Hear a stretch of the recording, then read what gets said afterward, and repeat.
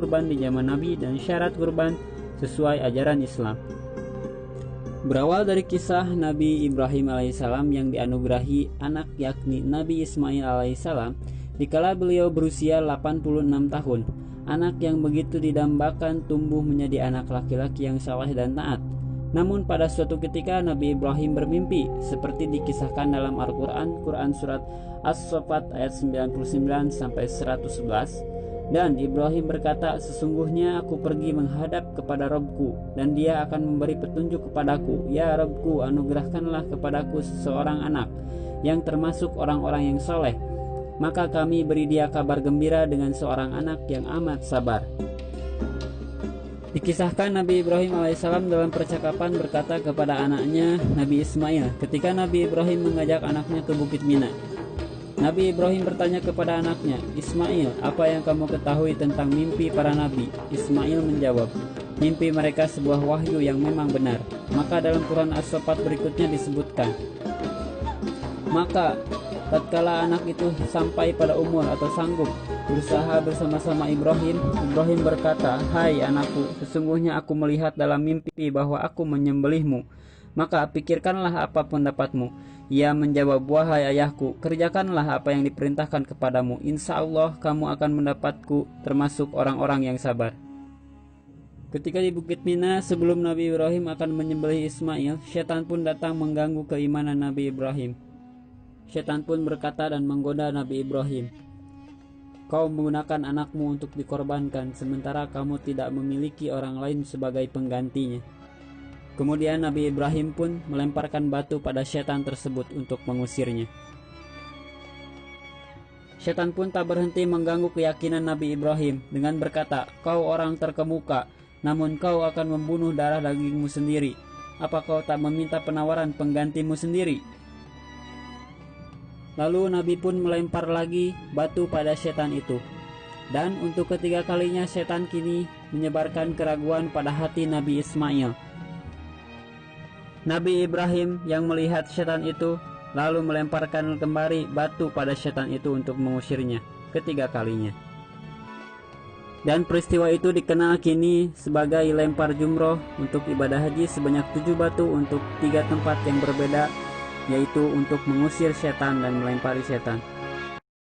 Melanjut kembali ayat Quran As-Saffat, tatkala keduanya telah berserah diri dan Ibrahim membaringkan anaknya di atas pelipisnya, nyatalah kesabaran keduanya, dan kami memanggilnya, hai Ibrahim, sesungguhnya kamu telah membenarkan mimpi itu. Sesungguhnya demikianlah kami memberi balasan kepada orang-orang yang berbuat baik. Sesungguhnya ini benar-benar suatu ujian yang nyata, dan kami tebus anak itu dengan seekor sembelihan yang besar. Kuasa Allah Subhanahu wa Ta'ala menurunkan domba atau biri-biri dari langit sebagai penggantinya. Wallahu a'lam bishawab.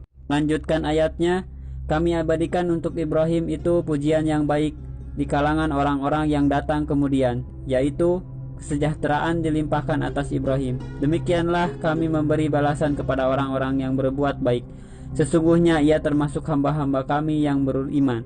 Quran Surat As-Saffat ayat 99 sampai 111. Kat dari kisah tersebut, umat muslim yang mampu wajib berkurban dengan hewan ternak besar seperti kambing, domba atau biri-biri, sapi, dan unta pada waktu Idul Adha atau tanggal 10 Zulhijjah. Untuk syarat hewan kurban sendiri sebagai berikut. 1. Hewan kurban harus sehat, tidak sakit, dan tidak kurus kering, yakni yang masih memiliki sumsum.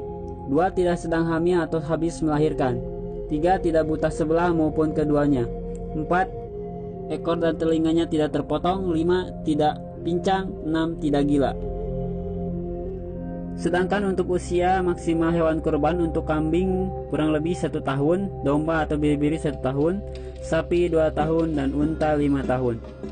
Berikut ini penjelasan lengkapnya tentang syarat-syarat penyembelihan hewan kurban agar ibadah kita bernilai di hadapan Allah. 1. Niatkan karena Allah Subhanahu wa Ta'ala. Allah menilai suatu ibadah karena niatnya, maka hal pertama yang harus kita luruskan sebelum beribadah adalah luruskan niat kita. Sebagaimana sabda Rasulullah SAW, artinya sesungguhnya amal-amal itu tergantung niatnya, dan setiap orang akan menerima apa yang dia niatkan. Hadis riwayat Bukhari Muslim. Maka niatkan apa yang kita korbankan hanya untuk mengharap ridho Allah. Yang kedua, yang menyembelih harus orang Islam atau ahli kitab. Hal ini sesuai dengan perintah Allah Subhanahu wa taala dalam Quran surat Al-Maidah ayat 5 yang artinya, "Pada hari ini aku halalkan hal yang baik untuk kalian. Sembelihan ahli kitab adalah halal bagi kalian, dan sembelihan kalian halal bagi mereka ahli kitab." Ketiga, meniatkan untuk menyembelih bukan melukai hewan kurban. Saat kita menyembelih hewan kurban, jangan niatkan untuk melukainya. Jika kita berniat melukainya bukan untuk menyembelih, maka tidak halal bagi hewan tersebut dimakan. 4. Sembelihan hewan kurban dipersembahkan hanya untuk Allah. Jangan mempersembahkan sembelihan kepada selain Allah. Allah mengharamkan sembelihan yang dipersembahkan kepada selainnya. Allah berfirman menyebutkan daftar binatang yang haram dimakan. Binatang yang disembelih karena berhala. Al-Maidah ayat 3. Jadi hewan kurban yang dipersembahkan kepada selain Allah menjadi haram hukumnya. 5. Membaca nama Allah ketika menyembelih. Bacalah nama Allah ketika akan menyembelih hewan kurban, karena sesungguhnya Allah mengharamkan memakannya. Sebagaimana firman Allah berikut ini yang artinya, sesungguhnya diharamkan kepada kalian bangkai, darah, babi, dan hewan yang disembelih dengan menyebut selain Allah. Quran surat Al-Baqarah ayat 173. Dan dalam surat lain, janganlah kalian makan binatang yang tidak disebutkan nama Allah ketika menyembelih, karena adalah hewan yang haram. Quran surat Al-An'am ayat 121. Yang keenam, alat untuk menyembelih adalah alat yang tajam, bukan kuku dan gigi. Sembelihlah hewan kurban dengan alat yang tajam, selama bukan kuku dan gigi, agar tidak menyakitkan bagi hewan kurban yang disembelih. Sebagaimana hadis berikut ini yang artinya, segala yang bisa mengalirkan darah dan disebutkan nama Allah ketika menyembelih, makanlah, selama bukan gigi atau kuku. Hadis riwayat Abu Dawud dan Tirmizi. Bagi jemaah haji yang melaksanakan kurban, begitu banyak pendapat dari para ulama dan mahjab. Ada yang mewajibkan, ada pula yang mensunahkan. Intinya bagi yang mampu silahkan, bagi yang tidak untuk memastikan sesuai hadisnya yang sahih. Adapun ulama yang berpendapat bisa menggantinya dengan mencukur rambut dan kuku dan rambut kemaluan. Kembali lagi kepada keyakinan Anda, dan wallahu a'lam bishawab.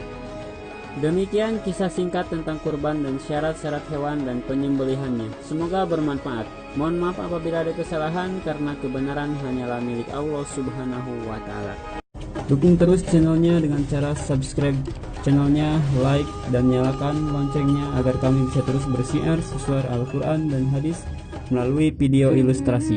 Jazakallahu khairan katsiran. Wassalamualaikum warahmatullahi wabarakatuh.